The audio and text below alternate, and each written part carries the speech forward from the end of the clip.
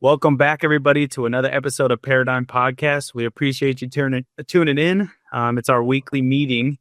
And in this week, we're going to be discussing another section from Beyond Good and Evil by Friedrich Nietzsche.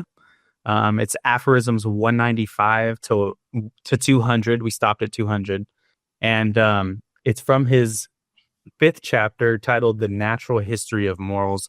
And it was an interesting read. The stuff we read today is... it can be a little off-putting to some people, so just bear with us in a sense, because we're going to talk about some interesting topics right off the bat.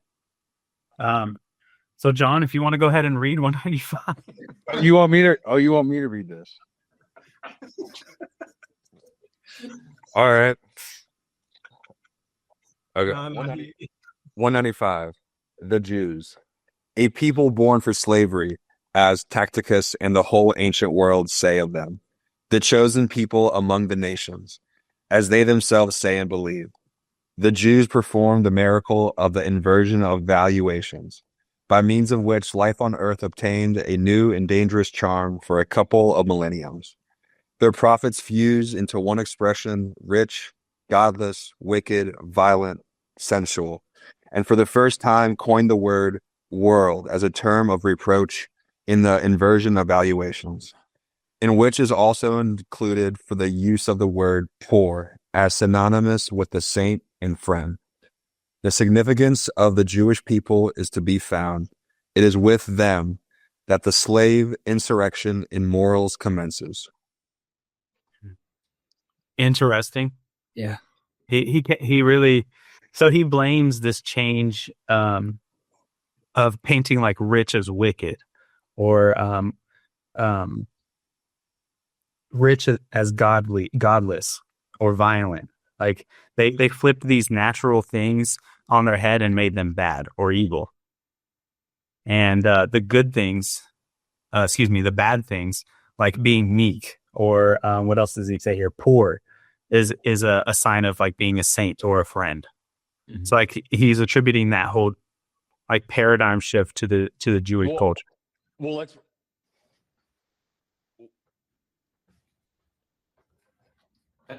As the origin spot, because like truly, I think where the inversion really comes from is from Christianity, which is like the New Testament.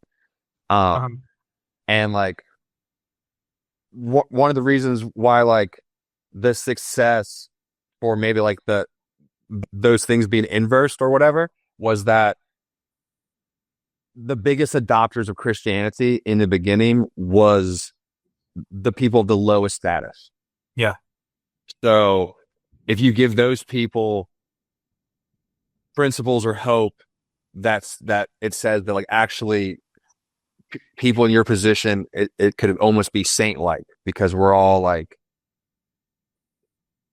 slaves to the Lord, like he's like our master, mm-hmm. And like people, the things that like maybe you yearn for, which is like the rich, and like he classifies that with like godless, wicked, violent, and sensual, which are all like sin to that. It just gives them a way to like organize the world and have, I guess, like an enemy. And the reason why it's successful is because there's like tons of people of lower class, mm-hmm. And so like they make up a majority, and like it's like yeah. Uh-huh. It's interesting, really. Let's see. But if you look at the Old Testament, the foundation of Christianity, because like when Jesus comes back, he talks to beggars in the street, or because go ahead. The Old Testament isn't about like it's laws. It's about like laws and repercussions. Like it's very like straightforward. So there's nothing about like all the inversion, what you would say, like the ultimate forgiveness. Jesus dying for our sin. He's the ultimate lamb. We're his flock. Like we take on the Lord's yoke. All that's like New Testament stuff. So like it only comes from the Jewish people because like Jesus is from Nazareth and he's a Jew. And like the chosen people, they are the chosen people. So says the Bible. He was one of them. Yeah. All right. I got a little synopsis from ChatGPT. I think we pretty much nailed it. But excuse me, it's written here. He both critiques and acknowledges the power of this cultural transformation, urging us to confront the emotional roots behind our moral claims. So, like, if poor, That's kind of like what I did, right? Mapped it out. right? Yep. So, I think we covered that one pretty good. Do you guys have anything to add? Just he's like he's kind of like celebrating. Well, I don't know if you would call it celebrating, but he is kind of giving them like he's like props. Like you guys like inverted the morals, like, you know. Acknowledge Not it for sure. Dude, again, like I'm thinking about it, like he is just an observer. Yeah. Don't even have like he might not even have an attitude one way or the other. Just imagine like he's a movie critic and like he's watching like every episode of the bin of like people being people. And he's like, look at the Jews, look what they did. Very interesting. Next. Yeah. You know, look at the Buddhists, and he's like eating popcorn, like writing his critics because like he thinks he's smart. You know? This is the old PowerPoint. Yeah. This is like his old Twitter, you know? So like he's not saying like one way or the other. He's just an observer. Like, and like we're watching with him, hearing what he has to say. The connotation of slave seems negative though, you know? But For sure. it could be very different back in 18. No, for sure. Slave being slave. But like also if you reference in the Bible that like, I mean, it's kind of what we are in a sense, you know? It's like what we voluntarily choose. Because if we don't choose the Lord as our master, then like something worse will take its place, is what he says, you know, like pretty much our sin, you know. So, right. But like it kind of makes the point to be like, you have to choose a master, and like the Lord's the best one. And he's like, that's very odd that you would like from the get-go be like, I accept to be owned by something. Yeah. Property of. That's crazy. Property. Yeah. Wow. Yeah. Next. All right. 196. Any volunteers? I got you. All right. It is to be inferred that there are countless dark bodies near the sun, such as we shall never see. Among ourselves, this is an allegory, and the psychologist of morals reads the whole star writing merely as an allegorical and symbolic language in which much may be unexpressed. What's an allegory? An allegory is a story, poem, or picture that can be interpreted to reveal a hidden meaning. So it's a way to like to show an example to someone, so they can put handles on it. Like so, like little kids are like taught allegories of like the wolf in sheep's clothing, you know, like the boy who cried wolf, and like why it's not a good reason to like fake an emergency, because no one will take you seriously in a real emergency. But they wrap that in an allegory. Yep. Birds in the pea. Yeah. Naruto's an allegory. I like, well, many different allegories in one. I like this because like science for a long time was all about astrology. That was like the first major puzzle I think like maybe scholars took seriously for a very long time. Yep. And it was a puzzle of like organizing like, what are we? Where are we? What's a day? What's a night? What are the things in the sky? And like it took them like centuries, but like they eventually pretty accurately mapped out where we are in space, and like the planets and the stars and like the constellations. And so like that was like the first puzzle of like taking us out of the darkness, you know? Mm-hmm. And like I just like that he was kind of touching on that. Like for a long time, like people I'm sure wrap their morals in with us. Like that's why like astrology is still a thing. Like people were wrapping like their principles behind astrology because like it was one of the highest levels of thinking like we had at that time. Like the thing in the sky. Right. Yeah. Somebody take a guess and tell me what this whole aphorism says in your own words.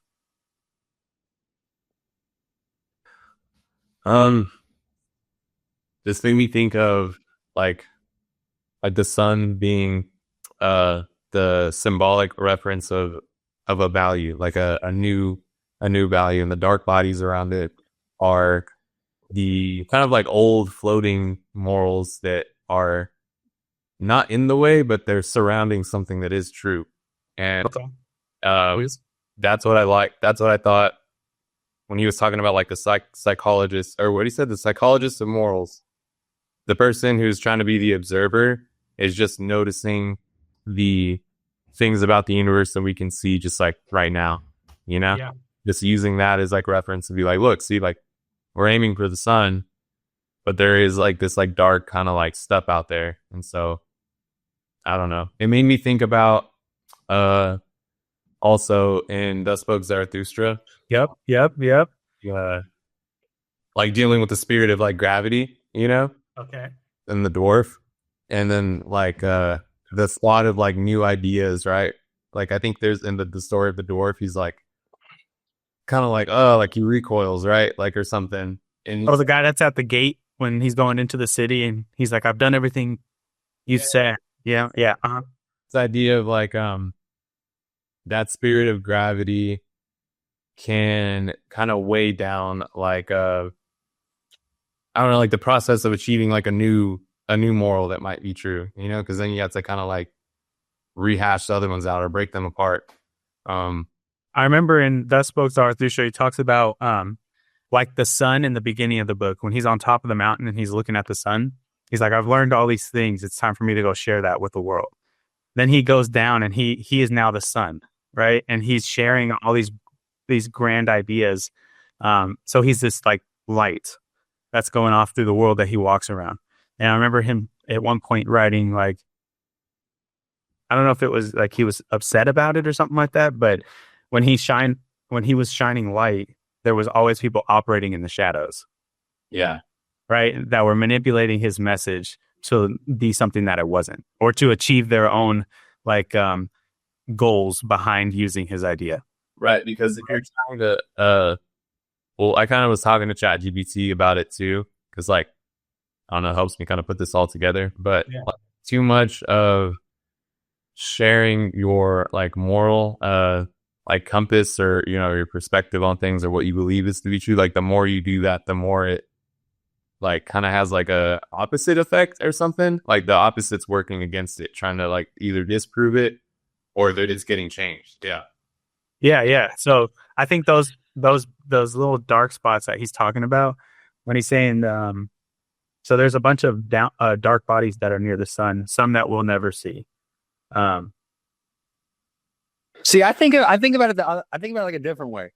Like you guys are thinking about kind of like the outside, but like I feel like it's more about the inside. Like how like astronomy, like science, is an allegory for something about ourselves. Okay, and like what you learn about that, like I was talking about how like it was like the first like big puzzle, you know, try to orientate stuff. Like, but the more we learn about space, we keep finding out that it's like endless and like it's impossible for us to map out all of space. Like we keep like trying to build better technology to map it out, and then we find out there's like even more and there's more, and like we can't know. The more we learn, like the more like there, and like the same thing about ourselves. Like no matter how deep we dig in ourselves, like there's always like shit we still don't quite understand about ourselves. You know, there's like always dark spots that like we're never like satisfaction truly is like never actually obtained. You know, like that's what deep spirituality is like about, like trying to like quench that thirst. But, like the more you dig deep, the more it's like an endless space of cosmos. Like we look out in the cosmos and try to like organize ourselves because like we're like one and the same. That's the way I took it. That's the allegory. Mm-hmm. We're as complex as the cosmos. And so are our morals. Yeah. Interesting. So the psychologist of morals reads the whole star writing merely as an allegorical and symbolic language, which may leave much unexpressed. So there's like, yeah. So there's like some things that are he looks out of the stars to try to organize himself, and like what he finds out is that like the stars is as chaotic and like unmappable as like what's inside of him. You know? Yeah. Dude, It's threw me off so much. You have that bookshelf behind you. It looks so real. I'd be like reading books and shit, guys. It is book club. No, All that right. shit was a banger though, right? I feel like Yeah. I feel like I should have banger right there. Yeah, that was a good one. All right. We'll jump into 197. Any volunteers? I'll read it. All right. The beast of prey and the man of prey. For instance, Caesar Borgia, and fundamentally misunderstood nature is misunderstood. So long as one seeks a morbidness in the constitution of these healthiest of all tropical monsters and gross, or even an innate hell in them, as almost all moralists have done hitherto. Does it not seem that there is a hatred of the virgin forest and of the tropics among moralists, and that the tropical man must be discredited at all cost, whether as disease and deterioration of mankind, or as his own hell and self-torture? And why? In favor of the temperature zones, in favor of the temperature men, the moral, the mediocre. This is for the chapter Morals as Timidity. Timidity. To be timid. Yeah. Kind of like, I didn't understand it. No? So like he makes this differentiation of beast of prey and man of prey. And we'll jump into that. But one of the big things he's showing here is like, so he talks about virgin forest and tropical men, right? So I think what that's highlighting is like a virgin forest is an area that's never been explored, right? Or tropical to people in Europe was like a foreign land and foreign concept. So all these tropical men or virgin forests, they classified as a deterioration of mankind, or as his own hell and self-torture. So it's like that person's so odd and enigmatic to us that it's not good. It's a deterioration of mankind. So anybody foreign, they looked at as like anybody that was different from the herd was a deterioration of mankind.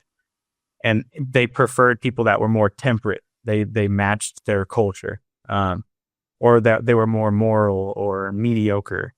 So he's like saying that they weren't open to different concepts in a sense. Mm-hmm. So these different beasts of prey and man of prey. So he says those who are dominant, powerful, and assertive are beasts of prey, and those who are submissive, moralistic, and reactive are men of prey. Okay, I like to think of this. There's actually three types of people. Okay? And I'm going to reference, have you guys ever watched American Sniper? Yeah. Okay, well, I'm going to reference something he says. It's something his dad tells him. And it's like, I think it's something similar to, I feel like something my dad would kind of tell me too. So like, that's why I remember and resonated. But his dad in the movie says, there's three types of people. There's wolves. He's like, wolves are people that prey on the weak and use their power to prey on the weak. He's like, they're sheep, and they're the people, there's like, that's the flock. And he goes, and they're the people that can get preyed on by the wolves. He goes, and then there's the sheepdog. He goes, his job is that he's able to check the wolf and protect the flock. And he's like, and in this household, we have no sheep. He goes, so like, what are you? Like, are you a wolf or are you a sheepdog? And like, the wolf's the wrong answer because you're a villain.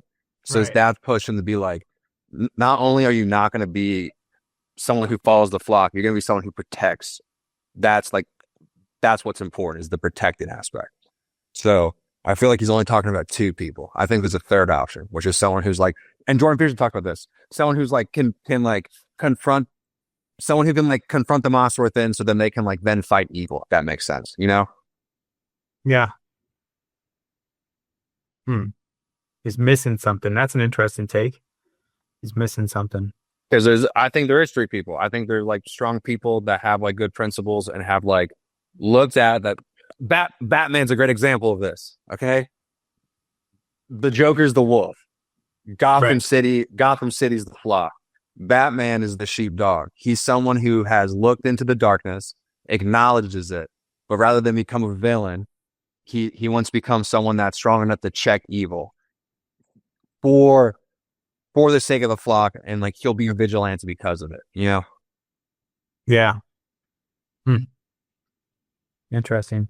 The hero. Do The you hero think he's archetype. saying that there are only these types, or you think he's saying these are two of many types? Probably the later. Probably Yeah. later. I mean, nowhere does it say there's only two types. You know, I was making a point that, like, to me, there's like a part missing from the puzzle. I think the idea that he's just shining a light on things, just being an observer, is a good way to read this book. And there's snakes in the grass, by the way. You know, there's like cons and tricksters. Ace, fucking leave it. That's a wolf. Maybe like A pretty wolf. you're right. I'm thinking more like a fox. You know, foxes meant to be sly. Yeah, sly fuckers. Come here, Ace. Leave it. Let's see what else if I've got anything else here.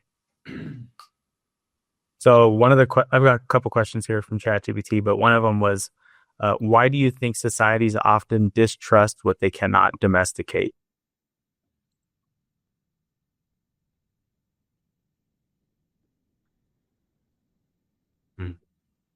I mean, like, easy answer is that like domestication equals stability. Where like if you domesticate anything, you have a very good idea of what that looks like for like, I mean, a broad stroke of like time in the future. Like, and like safety comes with that. Like, because my dog is domesticated, it is safe to inhabit space with him. If he was not domesticated, he would be at the very least like unpredictable. Right. Unpredictability can lead to danger. Yeah. Unpredictability equals uncertainty. Uncertainty is potential danger. Right. So like Right. just that simple equation, like domestication of anything, like even principles, just equals like safety. Yeah. You know, your dog won't bite you if it's domesticated. He won't. Like, absolutely. I could do anything to Ace. And like he will never bite me, you know, ever. Right. You know? Like that's what that means, bro. That's what that shit means. Like it's I'm 100% safe. Like a lion's not domesticated, right? So like you could have a lion as a pet, yes. Is there potential danger looming? Oh, yeah. Is there predictability looming? Yeah, dude, a pet squirrel has some danger. Yeah, honestly.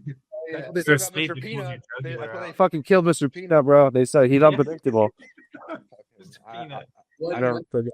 Like too is if the domestication is the reason why he only mentions maybe two, like just my take on it, is so much nuance in, like, let's say a fox, someone that presents themselves as a fox, like they're sly, they're good looking, and they say they can contribute to society that they're being domesticated by, or like they want to it to. They can put on a front and a fake cover, and then when the tides turn, they can turn on the wolf. Take it off. Yeah. And so I think that's another reason. I would say that's probably, like, there's a lot of gray area within the wolf or the man, beast of prey, man of prey. But I would say that's another reason why, like, people are very hesitant, because humans are a lot smarter than like regular animals, like obviously, but it's more of just if humans are able to. Dumb humans are smarter than animals. You'd be surprised actually at how dumb some of our fellow man can be. Truly, operate just like that, dude. Wake up, eat, fuck. I mean, truly. The dog. Ace can run circles around these guys. Do you? Can you guys think of any modern like beasts of prey or like tropical men that are like in modern society? Yeah, okay, when I hear like the tropical land, like that's like the exploration. So like people were like betting on finding the virgin forest because that meant money, right? What they didn't want is like a violent people. So that's why they want like mediocre people. But like I feel like right now tech AI is like everyone's searching for like the virgin forest of like that like software that's gonna make them like rich, you know? And like who's the people getting hurt? Like cutting down the trees, you know? It's like all these people are addicted to apps on their phone, you know? Right. So like the virgin forest is like occupying our attention through like software right now, seems like to me. And like the wolves are people like that are like benefiting on The board members, something. yeah. I mean, right? Yeah, like they're like they know that like let's say like social media is bad for people's self-esteem or whatever. You know, they're like, who cares, bro? We're getting fucking rich, dude. Yeah. Like cut down all the trees. We don't give a fuck about this shit. You know, like that's like they're cutting down the trees on like people's soul. The more I've actually been learning about crypto, the more like it's kind of making more sense to me, right? To add on what John's saying with tech, right? The wolves have moved the herd to be like, this is an asset. This isn't an asset. This is how the people money launder. They've herded them all into a corner. And there's like some of them that are actually sheepdogs that wake up and are like, no, we need to go where the wolves are going right now. They're all going. It's a banks or an investment firm. The wolves are pushing those over here while they're over there eating. They're eating. And then the sheepdogs are slowly picking up into the what the wolves are getting as well. And sooner or later, I wouldn't say the banks are the sheep. I wouldn't call the banks sheepdogs in this scenario. We're gonna give them a fucking like they're wolves. I'm about to say, if anything, they're pigs. We're sheepdogs where we're like, we see it, we see where it's going. We're doing our best to tell people about it, and if they ask about it or whatever, and getting into it ourselves. So in the future, we're set. We have our herd. You know? Mm-hmm. Yeah.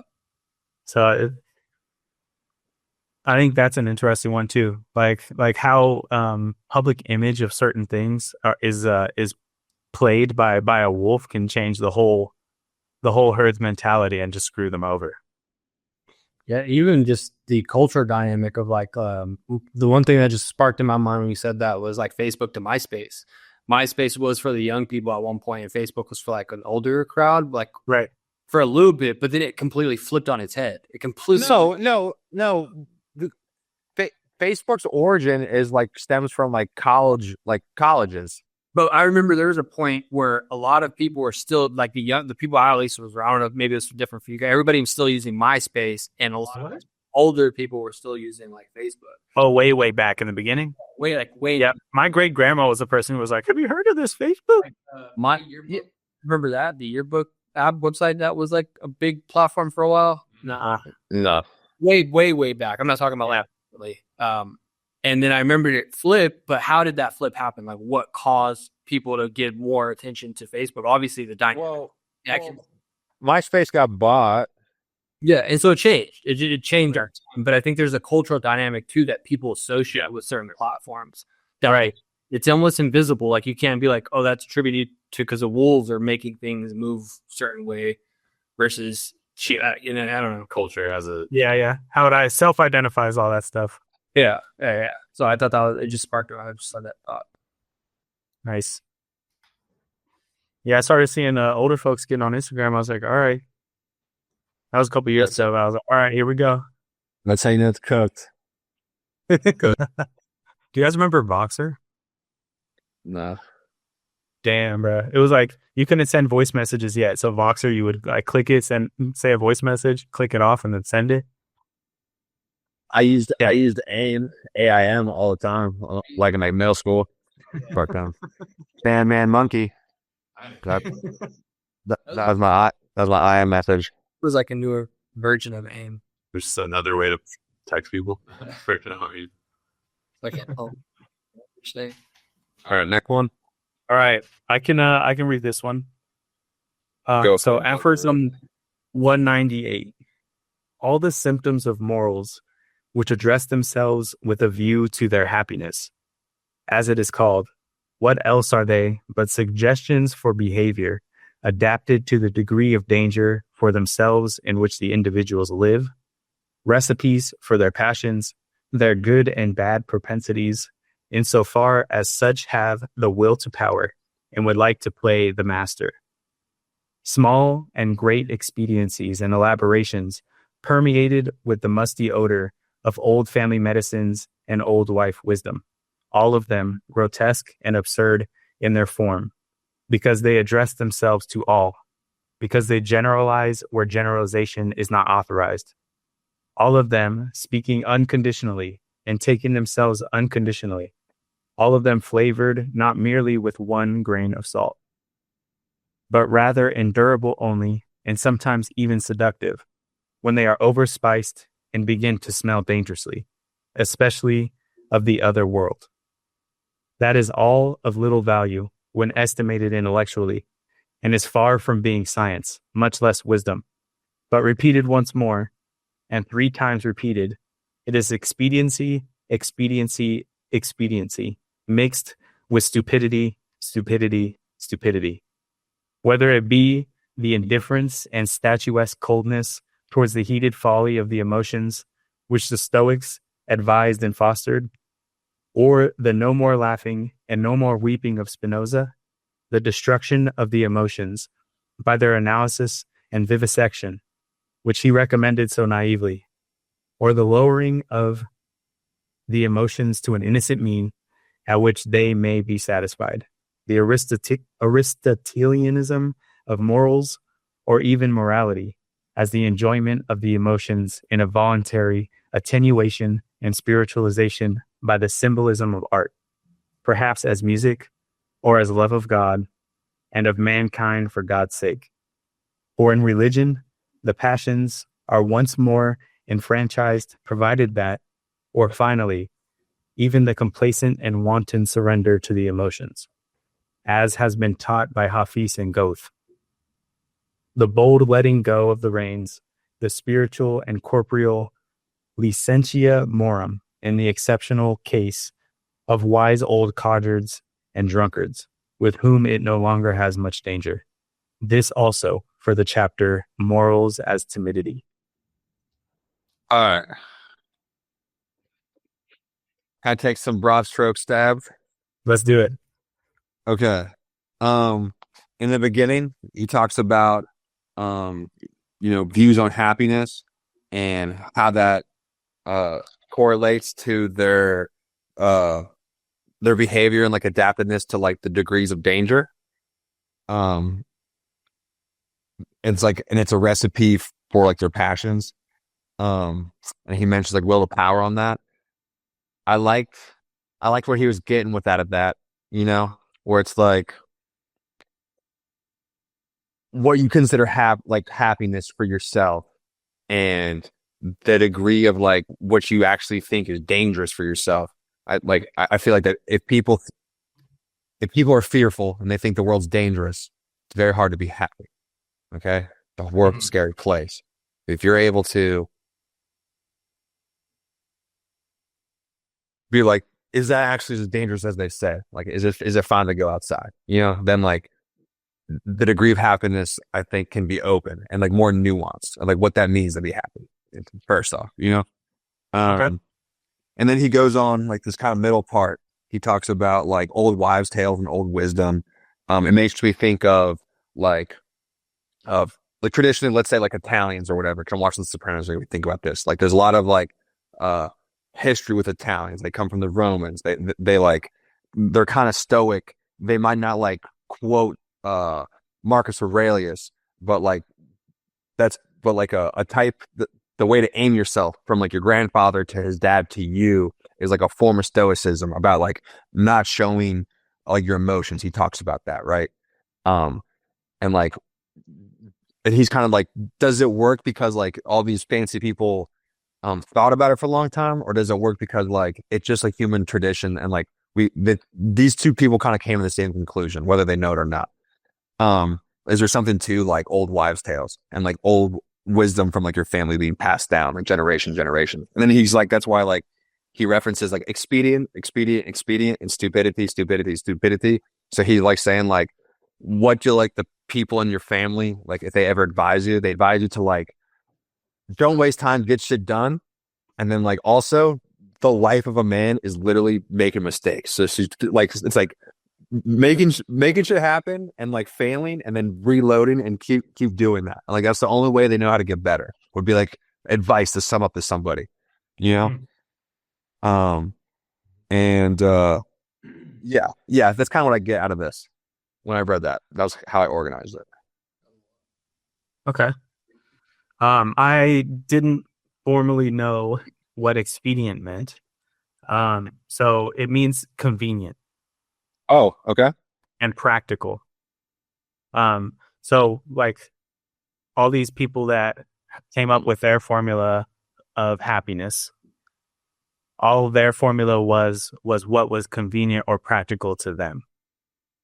Okay. Everybody's prescribing a way of life, but it's their way of life. Uh-huh. So, and he's saying that that's stupid. That's stupid. Got it. Um, Okay. and I could see that. I could see that. Like somebody in Washington, D.C. telling somebody in Kansas how they should live a life, not knowing how their daily life looks, is crazy. Yeah. You know? I agree. So I can agree with that first part. Okay. The second part, let's see. Why did I think expedience meant like doing stuff like fast? Me too. Google that shit for me. Like to expedite something. Oh yeah, that's That's what I thought. Yeah. It just shows how that one word changes how I think about this, by the way. You know, like Yeah. that's how important words are. He fucking referenced that. He's like, these retards only know like 1 out of 20 words. And I was like, that's not me. I know how to read it. Here I am. I said that shit. Like, here I am, like, guessing like what that word means. But nah, doesn't expedite mean they fucking get that shit done fast? And like, All right, this is so like expedient. So expedient is something that describes something that is useful, practical, convenient. Expedite is a verb that means to speed up or make something happen. They're different. how much of the word's the same? Like down to the letter. EXPEDI, and then it changes. Okay. I'm just saying, dude. What, you know what I'm saying? Yeah, it changes everything. So I can get what he's saying there. The second part, he's talking about emotional repression. So he criticizes stoicism and moral neutrality. Well, it made me think of, because like he references family and stuff. Like, for example, like my dad, whether he knows it or not, I would say practices stoicism, and like that's just how he learned, because like that's just how you, like, for him, that's how you organize your emotions. You know, he's like, you just shove it all down. It's very normal. you know, like growing up, like you don't cry. Like that's like something you don't show. I'm saying like, so I feel like he's referencing family wisdom within the stoicism too. Like people learn that from, but yeah. But like, I don't know if it's in the next one. Maybe it is. But he talks about there's like this, there's the herd mentality that their whole thing is obedience, right? And it's taught so long that it's just ingrained in us at this point, or like nobody even has to be around. So like that could just be a descendant of that, you know, like you don't cry, you just put it down, you deal with it later type thing. That could be a descendant. You really just deal with it never. You don't have to. Well, you can just let it go. Yeah. Just let it go. Give it to God. No? Yeah, you don't have to. Right. So he says, so Nietzsche critiques various philosophical approaches. So he talks about Stoicism, Spinoza, and Aristotelianism. And he criticizes them for their repressive treatment of the emotions and their false evaluation of moderation or apathy. Let's see here, apathy. Yeah, maybe. Their lack of interest.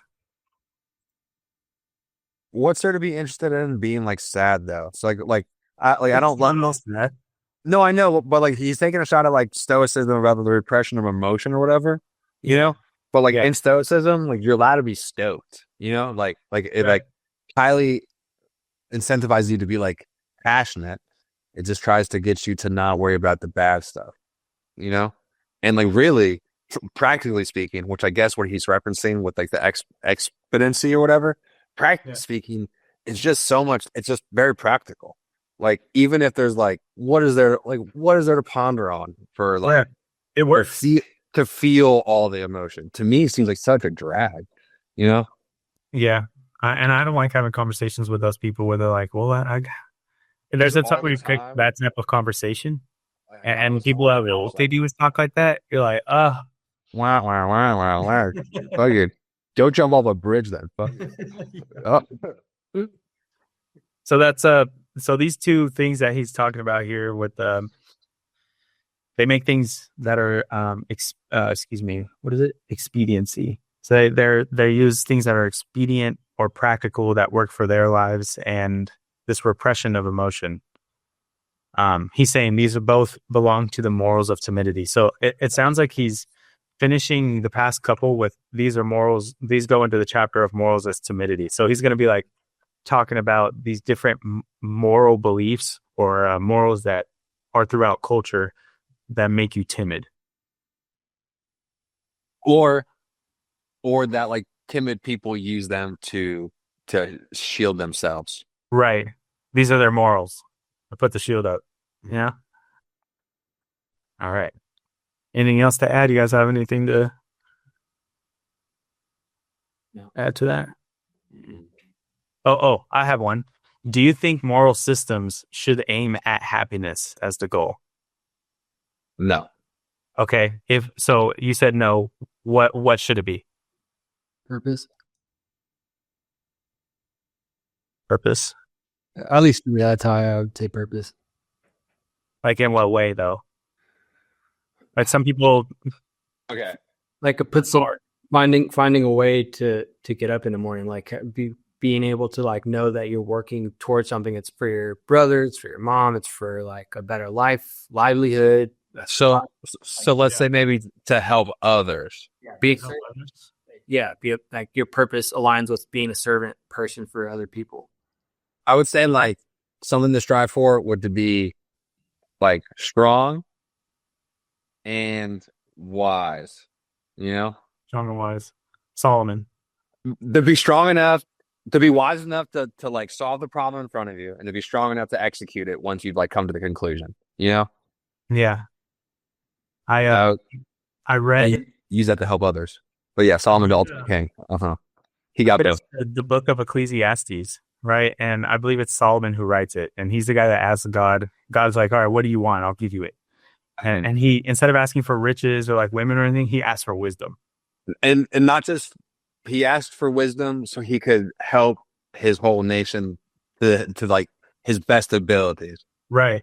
And what did God do? He gave him fucking everything. And then he looked out what a good answer. His life, and he's writing the book of Ecclesiastes, and he said in there, to enjoy your work. That's the ultimate gift from God, is to enjoy your work. So like that right there, that idea to me is it's foreign, but it's an interesting idea. Can you look up the definition of enjoy? Enjoy. Let me actually look up the actual verse because I might be messing it up. But what's sick? Yeah, dude. King Solomon was like, "Let me be the wisest," and the Lord gave him everything because he was so like thrilled with that answer. Yeah, I'm not saying you're incorrect or anything. I'm just at the happiness thing. Like I feel like some people do conflate happiness with enjoyment, and I think that's where stuff starts to get like, you know what I mean? So I'm one version you guys want. Or whatever one that I'm not. You can do an NIV, it's fine. There's how about NCV? What's CV? King Charles? No, that's New Century. Here, I'll put it as NIV. I'll find that. Give me a second here. Do the Ethiopian version. Yeah. Okay. This is what I have observed. This is what I have observed to be good, that it is appropriate for a person to eat, to drink, and to find satisfaction in their toilsome labor under the sun during the few days of life God has given them, for this is their lot. Moreover, when God gives someone the ability to enjoy, to happy in their toil, this is a gift from God. They seldom reflect on the days of their life because God keeps them occupied with gladness of heart. And I think that's just like I love that, bro. That's a really good aim. Yeah. You know? I feel like that's just a really got good that. Aim. To set up a like for me, working like fucking, I'm not putting a gun in my mouth. I like that shit. I like going to work, you know? Yeah, man. I think you've got that pretty well. It seems like you really enjoy what's going on. Did you guys, like I said, you guys kind of put out there? Yeah, we heard everything. For some reason, like you were lagging and that your audio is still coming through. Oh, okay. David, what do you think about that? Mm. The question and what I said. Well, the question, yeah, like whether or not happiness should be an aim, just made me think about like God too. Like God immediately came up for me and like being like, right, well, your purpose is to, serve like God's will. And so that's what I think like all of our purposes like, should be, just because, Yeah. I mean, that's what I truly believe. But I think what other people can like decide, or, that's like the whole idea of like, we all have free will to either do that or not, and try and do it by other means or whatever, or serve yourself or whatever. So that's where my head went. Yeah, it made me think of that too, because I've always said your goal shouldn't be happiness, and people were kind of asking me like, what? Like that's kind of crazy. But happiness is a moving target at all times. Like you might hit it, and it'll be like 3 hours at nighttime where you're having just a great time, But it always ends up leaving. It's always the next thing, and happiness can be a symptom of another goal. It's kind of Sometimes you can be like hung over from happiness. You're like, right. you're like, oh fuck, like this shit's gonna end soon, huh? They're like, Yeah, exactly. Yeah, when I'm on a trip and we're like, people are just talking about what you're doing after this, I'm like, why are we even talking about that?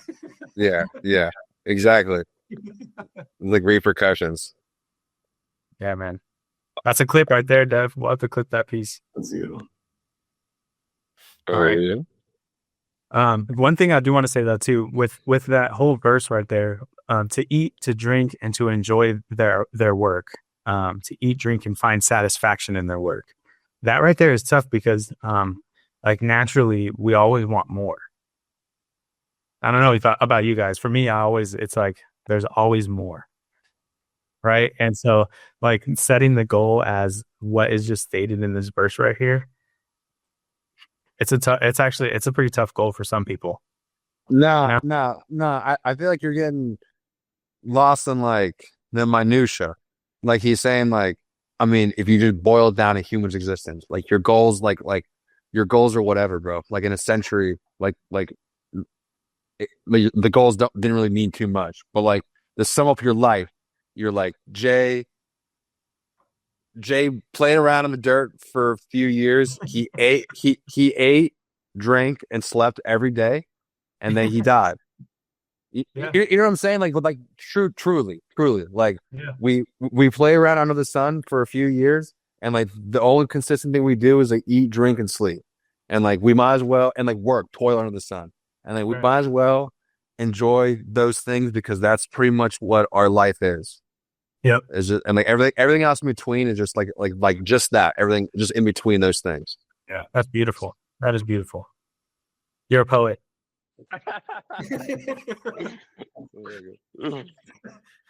Naturally. Dude, I swear, bro, it's just the right amount of autism and prejudice. She has a YouTube channel or something. Nah, dude, couldn't do that. We're doing it. Oh yeah. All right. You guys want to jump to 199? Yeah. Look love on the spectrum. Oh, what a good name, bro. That would actually, dude, we might get more views if that's our name. Spectrum Love. Like, and then we don't have to make a comment like we say spectrum, like we're not gay, like we're just retarded. You know? not that type of spectrum. Like that's always like a disclaimer. Oh man. All right. I could read 199. Cool. All right. So It's a big boy. yeah, it is. Inasmuch as in all ages, as long as mankind has existed, there have also been human herds, family alliances, communities, tribes, peoples, states, churches, and always a great number who obey in proportion to a small number who command. In view, therefore, of the act that obedience has been most practiced and fostered among mankind hitherto. One may reasonably suppose that, generally speaking, the need thereof is now innate in everyone, as a kind of formal conscience which gives the command, thou shalt unconditionally do something, unconditionally refrain from something. In short, thou shalt.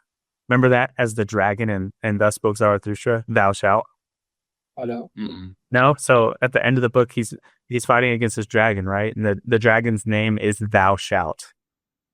It's like his story going against these thou shouts. Commanders. Yeah. So this need tries to satisfy itself and to fill its form with content. According to its strength, impatience, and eagerness, it at once seizes as an omnivorous appetite with little selection and accepts whatever is shouted into its ear by all sorts of commanders, parents, teachers, laws, class prejudices, or public opinion. So there's this like innate obedience that every human being, and it needs to eat. It needs to eat, and it'll grab whatever's nearest. Because there's so little selection, is what he's painting a picture of right now. Can we read the whole thing, or Yeah, we can. Okay, and then come back, give me your opinion. All right. The extraordinary limitation of human development, the hesitation, protractedness, frequent retrogression, and turning thereof, is attributable to the fact that the herd instinct of obedience is transmitted best and at the cost of the art of command. If one imagine this instinct increasing to its greatest extent, commanders and independent individuals will finally be lacking altogether, or they will suffer inwardly from a bad conscience and will have to impose a deception on themselves in the first place in order to be able to command, just as if they also were only obeying. This condition of things actually exists in Europe at present. I call it the moral hypocrisy of the commanding class. They know no other way of protecting themselves from their bad conscience than by playing the role of executors of older and higher orders, of predecessors, of the Constitution, of justice, of the law, or of God himself. Or they even justify themselves by maxims from the current opinions of the herd. As first servants of their people or instruments of the public weal. On the other hand, the gregarious European man nowadays assumes an air as if he were the only kind of man that is allowable. He glorifies his qualities, such as public spirit, kindness, deference, industry, temperance, modesty, indulgence, sympathy, by virtue of which he is gentle, endurable, and useful to the herd, as a peculiarly human virtues. In cases, however, where it is believed that the leader and bellwether cannot be dispensed with, attempt after attempt is made nowadays to replace commanders by the summing together of clever, gregarious men, all representative of constitutions. For example, are of this origin. In spite of all, what a blessing, what a deliverance from a weight becoming unendurable, is the appearance of an absolute ruler for these gregarious Europeans. Of this fact, the effect of the appearance of Napoleon was the last great proof. The history of the influence of Napoleon is almost the history of the higher happiness to which the entire century has attained in its worthiest individuals and periods. No, that last part was a complete banger. All right, now tell us, Jay. I feel like you have a lot to get out about this one, so go for it. Oh, well, I want to hear your guys' things because those were things that were just popping up as I was reading. So what do you guys think? What are your guys' takeaways? The part where he talks about the oh damn, I lost it. How The herd? yeah, essentially the herd, like the law, the judge, the constitution of land over ages of ages, people just kind of succumb to the fact that they will just listen and align themselves to the hierarchy of power. Yeah. And I think that the way he broke it down is, I've never heard it broken down that way before. And it's very, like, to me, it intrigued me a lot because I I'm like one that like likes to look back at history and where things come from. The biggest thing I look at is like our money, the creation of money. Yeah. What sparks an interest in me, and to hear it broken down in this manner is kind of like, I think it's more of just the take of it, the observance of it is really interesting to me. Not really like my own take. I think it's just a really He painted the picture really well. Yeah. The way he painted politicians, right? Like the first part he lays out, there's a herd, there's the commanders. Yeah.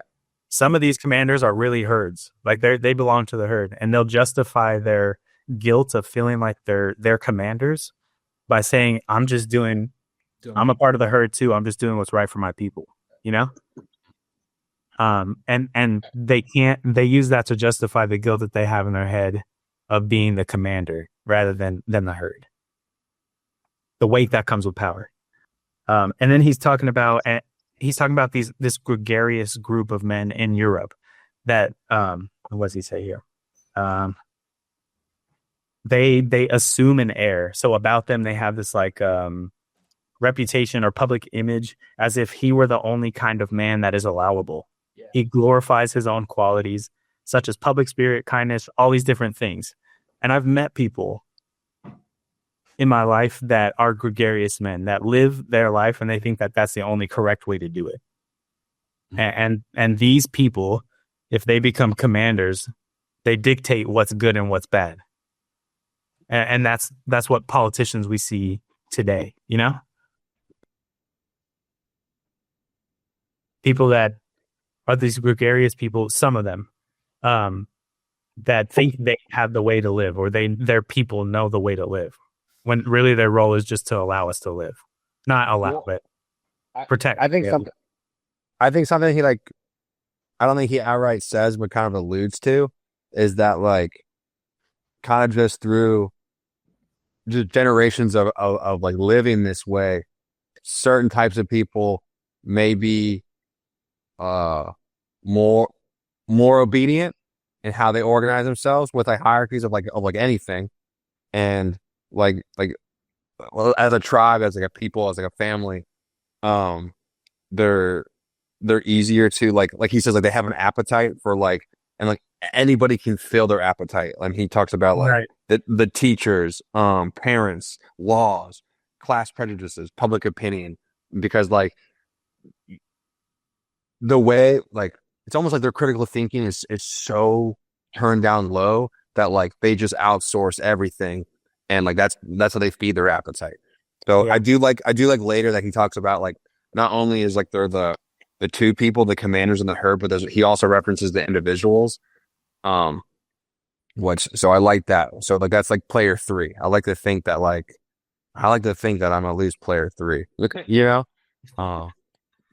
I'm like, and like historically, you know, like I think some people are known for not liking to follow the rules. I'm like, what does that mean? You know, really just you're skeptical of authority, you know, and like that's something learned through like your tribe, you know. Mm-hmm. Yeah.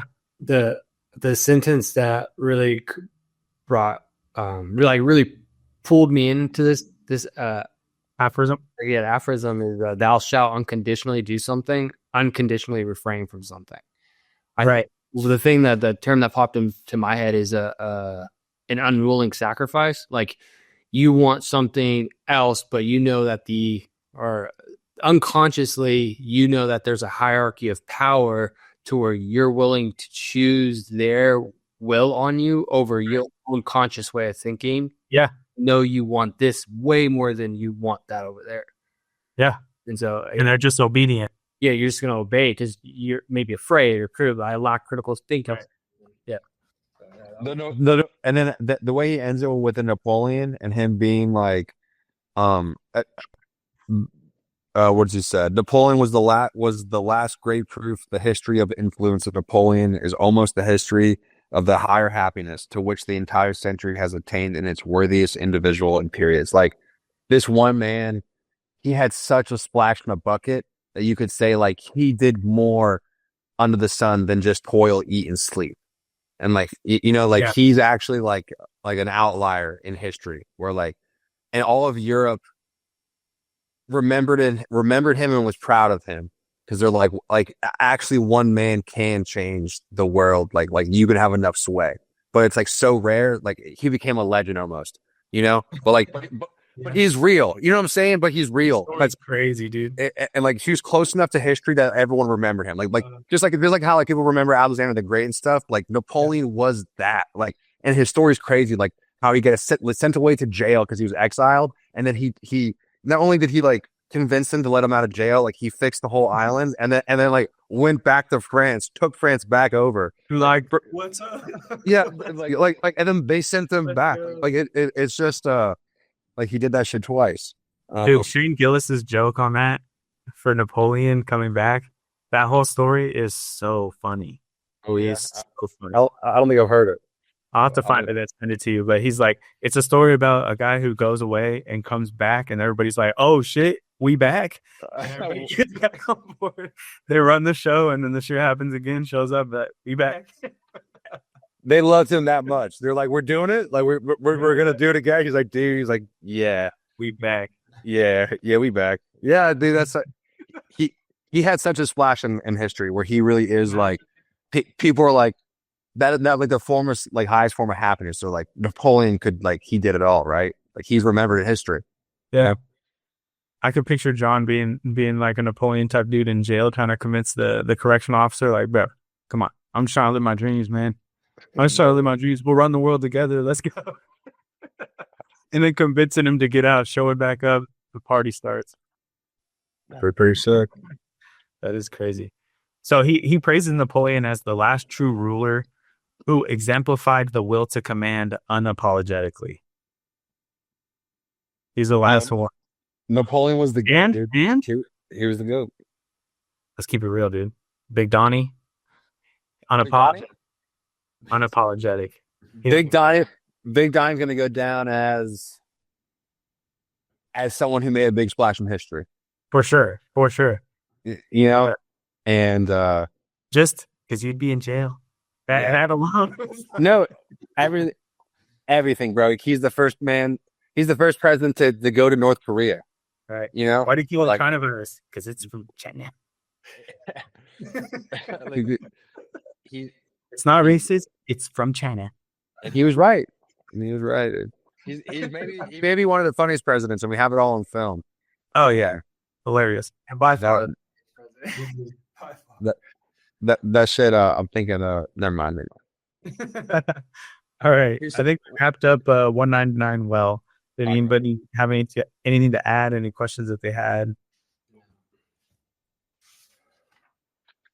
I like recently, like one of his clips, he was talking about like his friend who does Ozempic. He's like major success, huge business tycoon. You know him. He's very fat. He says, "Donald, what's up with the fat shot?" He's like, in over here, it's only like $50. He's like, in America, I'm paying this much. And he's like, "Well, let me tell you, I don't think it's working. Still very fat." He's like, "But," he's like, "we're going to lower the cost of the fat drug so people can have access. So they're not like him, very fat." Like, I don't know. Like, he's just a crazy, like, how could you say that? Like, I don't know. He's like, "I don't think it's working, but if they want to." Dude, how about RFK Jr. too in West Virginia? Did you see that? They were the first state to ban like 7 dyes in their food. He's like, "I'm challenging the governor of West Virginia that we can both weigh in. Once you lose 30 pounds, you didn't." No, I'll have to see this. You call it, the fat shaming is real, dude. It's hilarious.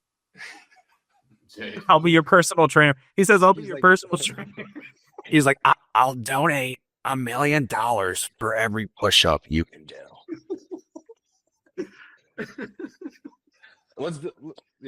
I tweeted at RFK Jr. the other day.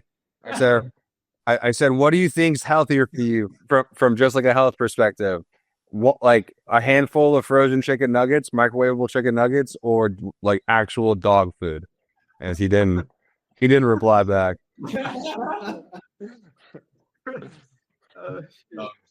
Oh man. I thought it was funny. He's like, "I showed up to West Virginia. I was like, who ate the governor?"